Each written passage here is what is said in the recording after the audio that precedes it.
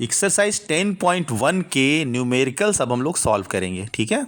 तो पहला क्वेश्चन है, represent graphically a displacement 40 kilometres 30 degree east of north.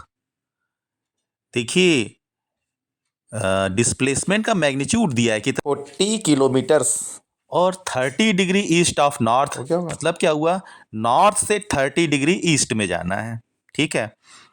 तो इसके लिए सबसे पहले हमें नॉर्थ ईस्ट साउथ वेस्ट कैसे रिप्रेजेंट करते हैं ग्राफ में ही आना चाहिए, ठीक है। तो दो एक्सिस, एक्स एक्सिस और वाई एक्सिस खींच लीजिए जो ओ पे कट करती है, ठीक है। तो एक्स एक्सिस का जो राइट वाला पोर्शन होता है वो ईस्ट डायरेक्शन को रिप्रेजेंट करता है और लेफ्ट वाला वेस्ट डायरेक्शन को रिप्रेजेंट करता है, ठीक है। और जो ऊपर वाला होता है, मतलब वाई एक्सिस का जो ऊपर वाला होता है अपवर्ड वाला, वो नॉर्थ को रिप्रेजेंट करता है और डाउनवर्ड वाला साउथ को रिप्रेजेंट करता है। इतनी जानकारी आपको होनी चाहिए, ठीक है। नहीं है तो हो गई, ठीक है। अब उसके बाद फिर क्या कह रहा है कि 30 डिग्री ईस्ट ऑफ नॉर्थ। तो नॉर्थ वाले से हम 30 डिग्री का एंगल बनाते हुए ईस्ट की तरफ बनाएंगे, ठीक है। मतलब ऊपर जो वाई एक्सिस है उससे एक्स डायरेक्शन की तरफ थोड़ा सा मूव करेंगे और 30 डिग्री का एंगल बनाएंगे, जो कि वो देखिए ओ ए बना रहा है ना, ओ ए 30 डिग्री का एंगल बना रहा है ओ एन से, ठीक है। फिगर में आप देख रहे हैं, ठीक। यहाँ पे मॉड्यूलस ओ एन जो ओ ए लिखा हुआ है वो 40 किलोमीटर है। बात समझ में आई? मतलब वेक्टर ओ ए जो है आपका 40 किलोमीटर है जो 30 डिग्री का एंगल बना रहा है, ठीक है। Question number 2, classify the following measures as scalar and vectors. पहला है 10 केजी। 10 केजी क्या वेट है ना, क्या है, मास है ना। तो ये क्या है, स्केलर। 2 मीटर पर 2 metres north south, sorry north west, north west direction दिया हुआ है तो ये क्या है, वेक्टर है, क्योंकि इसमें मैग्नीट्यूड और डायरेक्शन दोनों है, ठीक है। थर्ड 40 डिग्री क्या है, स्केलर। फोर्थ 40 वाट, 40 वाट पावर का यूनिट हो गया है ना, क्या है, स्केलर। फिफ्थ है 10 पावर ऑफ -19 कुलम्ब। तो कुलम्ब किसका यूनिट होता है, कुलम्ब होता है चार्ज का यूनिट। चार्ज क्या है, स्केलर, ये स्केलर हो गया।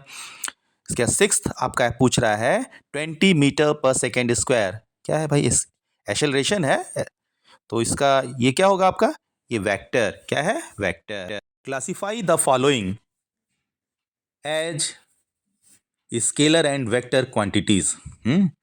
इसका पहला है आपका टाइम पीरियड। टाइम पीरियड क्या होता है, स्केलर, क्योंकि इसमें डायरेक्शन और मैग्नीट्यूड दोनों नहीं होता, इसमें केवल मैग्नीट्यूड होता है। डिस्टेंस सेकंड वाला है, ये क्या होगा, ये भी स्केलर, क्योंकि डिस्टेंस की भी केवल मैग्नीट्यूड होता है, डायरेक्शन नहीं होता। तीसरा फोर्स, थर्ड क्या है, फोर्स। फोर्स क्या है भाई, फोर्स वेक्टर क्वांटिटी है, क्योंकि फोर्स का मैग्नीट्यूड और डायरेक्शन दोनों होता है। देखिए आपको एक पटाखा अगर मारते हैं, फोर्स लगाते हैं, मारेंगे नहीं आपको, तो फोर्स क्या होता है, एक डायरेक्शन में आपको लगता है ना। तो इसमें फोर्स में क्या होता है, फोर्स क्या है, वेक्टर क्वांटिटी है, क्योंकि इसमें मैग्नीट्यूड और डायरेक्शन दोनों होता है। वेलोसिटी, वेलोसिटी क्या है, वेलोसिटी में डायरेक्शन भी है और मैग्नीट्यूड भी है, इसलिए वेलोसिटी क्या है, वेक्टर क्वांटिटी है। वर्क डन, वर्क डन क्या होता है, स्केलर क्वांटिटी है, ठीक। क्वेश्चन है in figure 10.6 a square identify the following vectors. देखिए फिगर बना हुआ है, इसमें वेक्टर ए है ऊपर वाला, उसके नीचे वाला बगल वाला जो है वो बी है, फिर सी है, फिर डी दिया हुआ है। इसमें P Q R S points मैंने अपने से लिख दिया है समझने के लिए, ठीक है। पहला पूछ रहा है को इनिशियल वेक्टर कौन कौन से है भाई। को इनिशियल वेक्टर होता ही क्या है, को इनिशियल का मतलब होता है जो एक ही पॉइंट से शुरू हो, जिसका इनिशियल पॉइंट सेम हो, ठीक है। अब देखिए ध्यान से वेक्टर ए और वेक्टर डी को देखिए। वेक्टर ए क्या है, पी एस है ना, और वेक्टर डी क्या है, पी क्यू। तो इसका जो इनिशियल पॉइंट है एक ही है, पी, है ना। तो वेक्टर ए और वेक्टर डी क्या हो गया, को इनिशियल।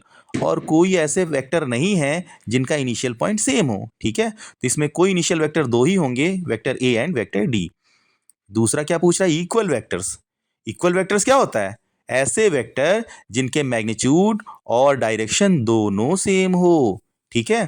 तो जहां तक मैग्नीट्यूड की बात है, क्योंकि ये स्क्वायर है इसलिए ए बी सी डी चारों वेक्टर के मैग्नीट्यूड सेम होंगे, लेकिन भैया डायरेक्शन सेम नहीं होगी। ठीक है ना। अब देखिए वेक्टर ए और वेक्टर सी को हम लोग देखते हैं, तो ए जा रहा है पूरब तो बी सी जा रहा है पश्चिम, है ना। दोनों की डायरेक्शन डिफरेंट है भाई। देखिए वेक्टर ए पी एस है और वेक्टर सी आर क्यू है, दोनों की अपोजिट डायरेक्शन है ना। अब इक्वल वाला तो हुआ नहीं। अब चलिए हम लोग डी और बी को देखते हैं। तो वेक्टर डी जो है पी क्यू जो डायरेक्शन है, वेक्टर बी की भी वही डायरेक्शन है। देखिए क्यू आर है ना, सॉरी एस आर, ठीक है। तो डी और बी की डायरेक्शन भी सेम है और मैग्नीट्यूड भी सेम है। अब आप कहेंगे मैग्नीट्यूड क्या सेम हो गया भाई?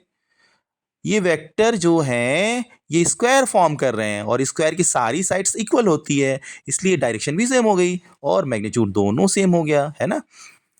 तो बी और डी इक्वल वेक्टर्स हो गए। बात समझ में आई? अच्छा, अब तीसरा क्या कह रहा है? Collinear but not equal. ऐसे वेक्टर बताने हैं जो कोलिनियर हों लेकिन इक्वल नहीं हों, ठीक है। अब देखिए बी और डी की तो बात हम लोग कर चुके हैं, है ना। ये तो इक्वल है, कोलिनियर तो होंगे ही, ठीक है ना। अब वेक्टर ए और वेक्टर सी की बात देखते हैं। तो वेक्टर ए जो है पी एस इसको दिखा रहे हैं ना, और वेक्टर सी जो है आर क्यू है। अरे इसका डायरेक्शन तो अपोजिट है ना। तो ये दोनों इक्वल तो है लेकिन डायरेक्शन सेम नहीं, अपोजिट है ना।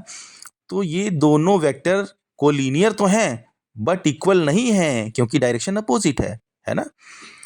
तो ऐसे दो वेक्टर जो होंगे जो इक्वल हैं, सॉरी कोलिनियर हैं लेकिन इक्वल नहीं है, वो वेक्टर ए और वेक्टर सी है, ठीक है। देखिए भाई फिफ्थ क्वेश्चन हमारे सामने है, answer the following as true and और फॉल्स। केवल बच्चा यही बताना है कि ट्रू है कि फॉल्स है, ठीक है। फर्स्ट पार्ट हमारा है vector A and minus vector A R collinear, ठीक है, सही बात है भाई, कोलिनियर होगा, ठीक है। Two collinear vectors are always equal in magnitude, ठीक। अरे टू कोलिनियर वेक्टर मैग्नीट्यूड में हमेशा इक्वल कहाँ होगा? बड़ा भी हो सकता है छोटा भी हो सकता है, ठीक है।